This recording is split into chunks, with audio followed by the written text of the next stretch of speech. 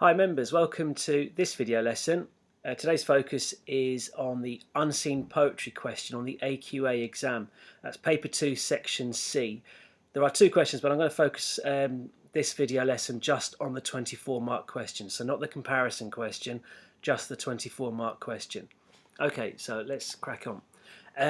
I've just put the top band level descriptors up on the screen for you. I'll explain them in a little bit detail in a minute, but if you just look over to the side of the screen where I've written method and meaning. I had a recent examiner's feedback session, and these are the two words that were hammered home to us: method and meaning. Method would be technique, meaning would be effect or understanding of that technique. What impact was the poet attempting to convey, and was it successful or not? Okay, so method and meaning. I'm going to return and repeatedly mention method and meaning over the next 7 or 8 minutes. Okay, so first thing to note is that this question is only focusing on AO1 and AO2, assessment objective 1 and assessment objective 2. And so I've put the AO1 and AO2 top level descriptor above for you, and then I've kind of explained in more layman's terms what that means. So the first one I've said, tentative analysis, so offering multiple or alternative interpretations based on the ideas behind the question, which form a line of argument for you. For example, what I mean is you are not just making a series of 4 or 5 unrelated points, and embed evidence effectively in support. And the AO2, form, language, and effect. Form, language, structure, and effect. Okay, so use of subject terminology or poetic devices, which I touch on in a minute as well. And I will say this again as well, but form, language, structure, you don't need to focus on all 3 of those, but make sure that you are in each paragraph referencing at least one of them. Form, language, structure, and effect. That's method and meaning right there. Okay, so how do you approach this? Well, remember, method and meaning, it's my kind of buzz term. So with the mark scheme in mind, you could follow this approach to the question. I've put a 4-step approach to the question. The first thing, read the poem through 3 times. Then decide what the poem is about. Now look for clues in the actual question and the title of the poem. It's amazing how many times I put a new poem in front of a student, ask them to read it once, then take it away from them, excuse me, and ask them, what's the title? And they can't tell me. You've not seen this poem before, remember, in the exam. You're looking for clues as to what the poem's about. So the 2 places you look first, the title. You look at the title, it'll tell you what the poem's about, or it may indicate what the poem's about. And then look at the question, because the question will tell you a little bit about what the poem's about, because it's going to ask you something specific about the question, about the poem, sorry. So you look there for your clues. So as you read through this, so step 2, as you read through the poem for the 2nd and 3rd times, as well as gaining an idea as to what the poem is about, underline any techniques that you notice. Now, I cover several techniques in a minute that you can focus on. And also, you're so skilled. Remember, you've been studying in detail 15 poems on the anthology section. So you can analyse a poem. Have that confidence. The same techniques that you've covered in the anthology analysis, you'll be using here as well. 3rd step is thinking about the structure, how to structure your answer. Now look, if your teachers have given you a structure for this question and you're happy with that, then follow that. Okay, I'm not here to contradict what your teachers are saying. I'm here to kind of add or supplement what they're telling you, and if they haven't given you enough guidance, well then you can follow this. So it's a simple one. You just smile at the poem. Yes, the number of students who smile at poetry are few and far between, unfortunately.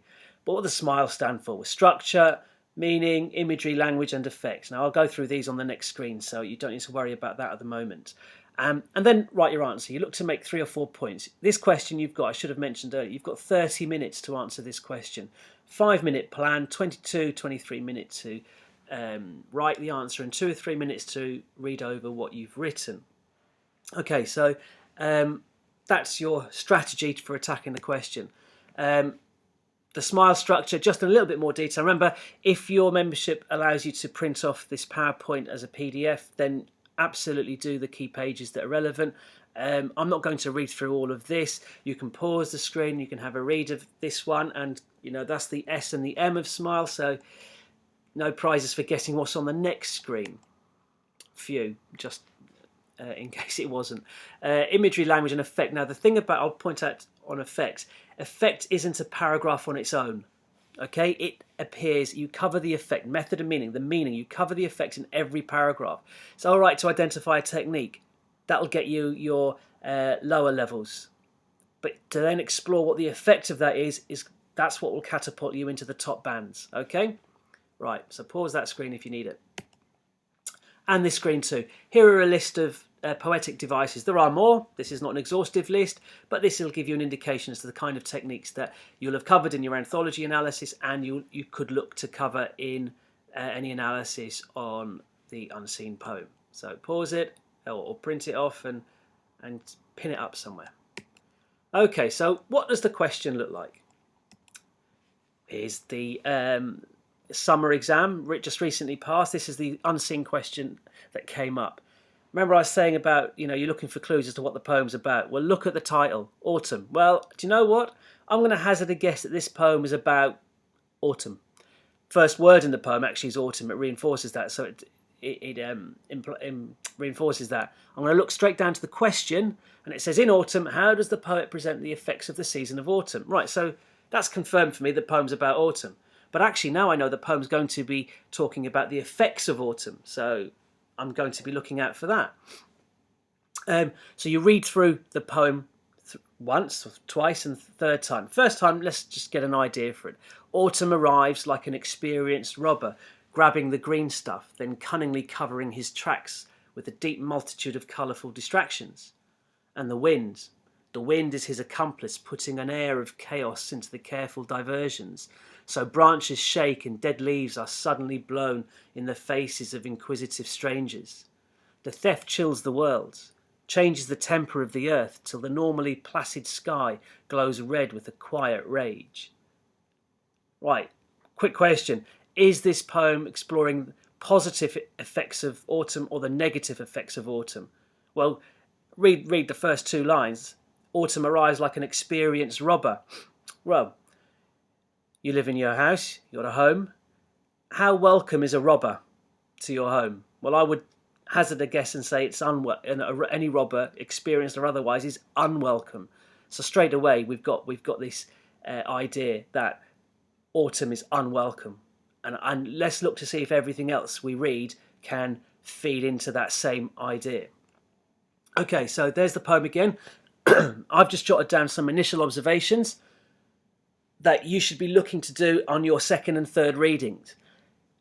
One long stanza. Enjambment possibly reflecting its relentless nature, it being autumn's relentless nature.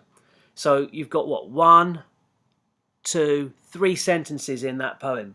Look at the full stops after distractions, strangers and rage. Okay?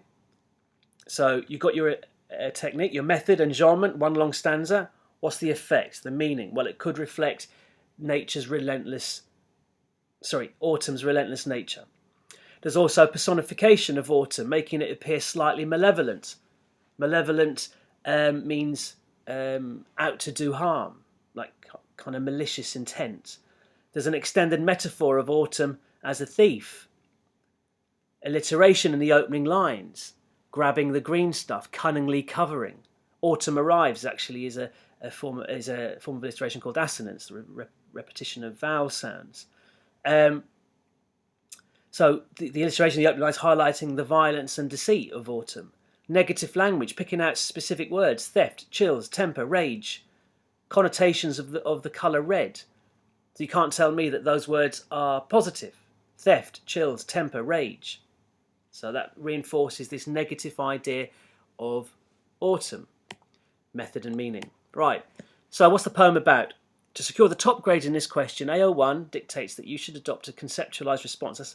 That means an idea, based on an idea. So the idea is that autumn is negative, it's unwelcome, and everything else you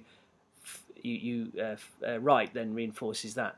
Your analysis should also take on a more tentative approach, offering alternative interpretations that feed into a consistent overall response. For example, the speaker describes autumn as a malevolent force that takes away from summer.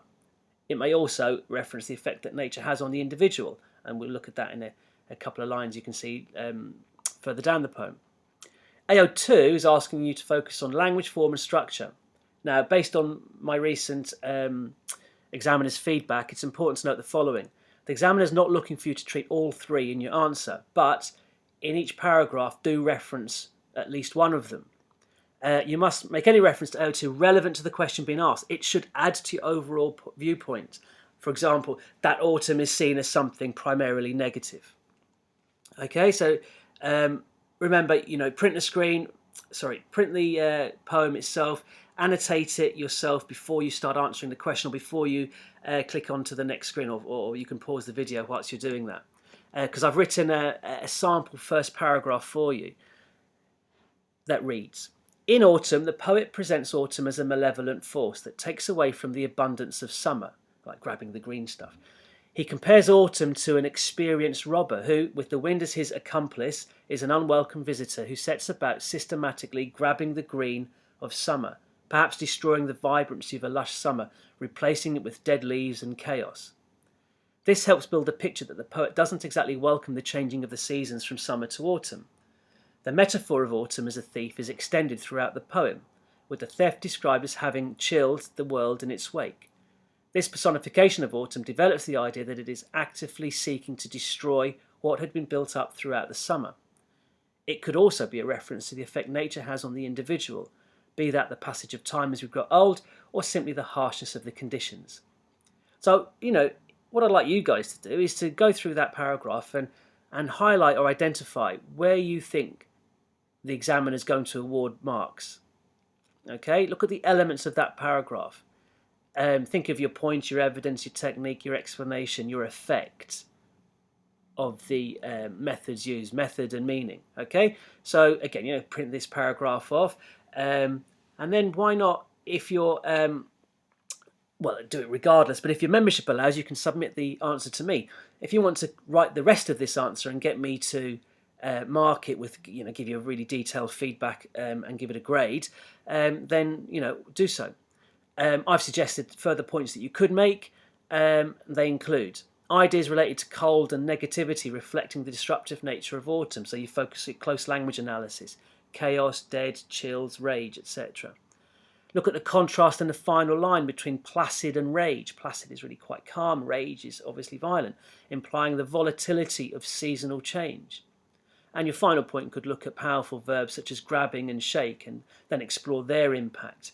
Again, all feeding into that initial response that the poet sees autumn as, or the narrator sees autumn as a negative persona, or having a negative persona. Right, okay, that's it for this one. Do check in loads more videos kicking around on the unseen, and also in all the other areas on the Lit and Lang papers. All right, cheers guys, bye bye.